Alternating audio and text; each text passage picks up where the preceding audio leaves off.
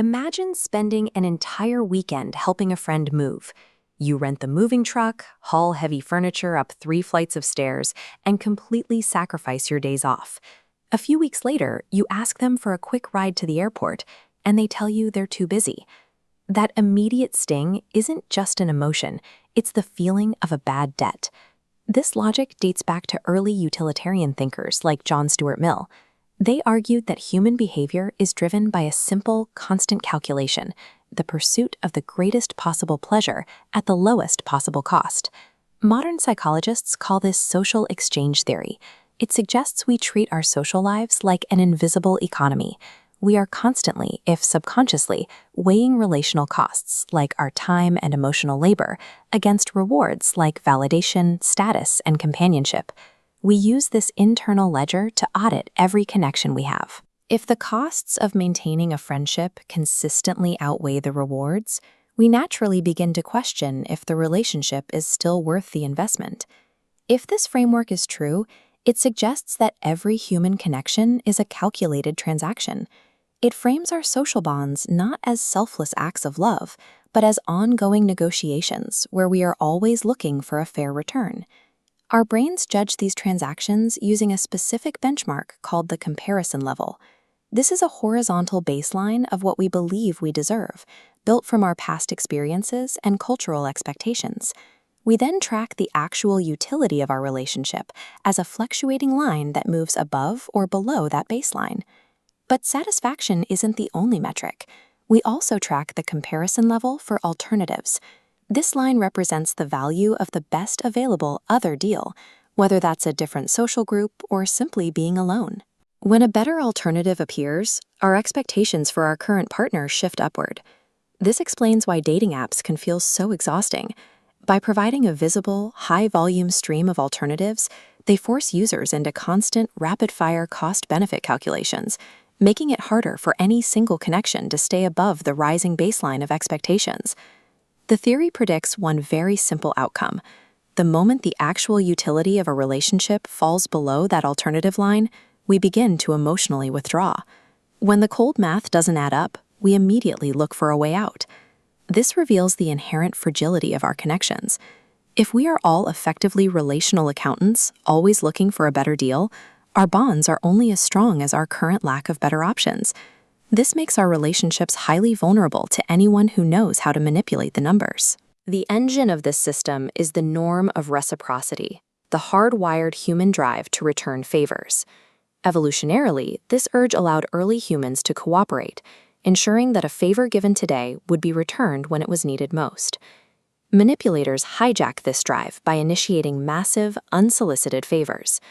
By giving a gift that the recipient didn't ask for and can't easily match, they deliberately unbalance the target's internal ledger. This creates asymmetrical indebtedness.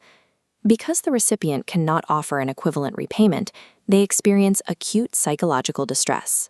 The brain views an unpaid debt as a social threat and looks for any way to settle the account.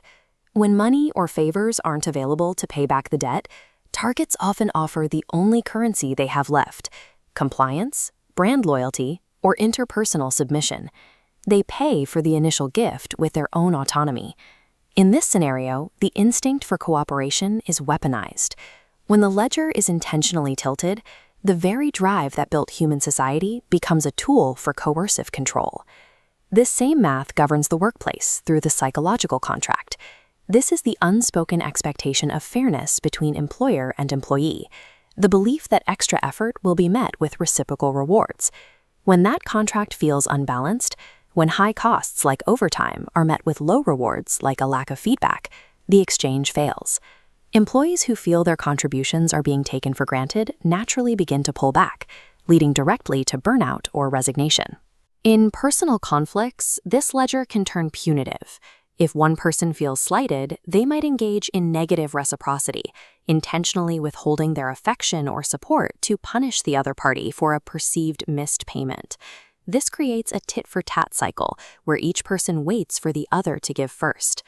Because both are afraid of losing on the deal, the relationship enters a state of mutual withdrawal, rapidly eroding trust and stability. Strict transactional accounting almost always leads to a dead end. If a relationship is managed like a rigid business contract, every minor error or missed favor triggers a cycle of retaliation that bankrupts the connection. To move past this cycle, researchers point to the R model. This framework isn't about ignoring the social ledger, but about consciously changing how we manage it to build relationships that are actually sustainable. This requires a shift from balanced reciprocity to generalized reciprocity. Instead of keeping a meticulous mental score and demanding immediate repayment, we choose to give freely, trusting that the value will return over the long term rather than in the next transaction. Breaking the cycle starts with recognition. We have to identify when we are withholding effort as a punishment and consciously choose transparent, compassionate communication over the habit of retaliatory silence. This fosters connected autonomy. It's a state where two people support each other through interdependent roots while maintaining their own separate identities above the surface. The core question is whether this shift is actually altruistic or if it's just a more sophisticated version of the same social math.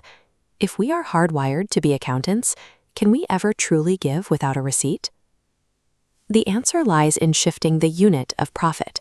While a strict ledger protects the individual, it limits the relationship's growth to the speed of the slowest giver. By adopting generalized reciprocity, we stop viewing a favor as an individual loss and start seeing it as a deposit into the shared system. In this model, the long-term stability of the bond becomes more valuable than the balance of any single transaction.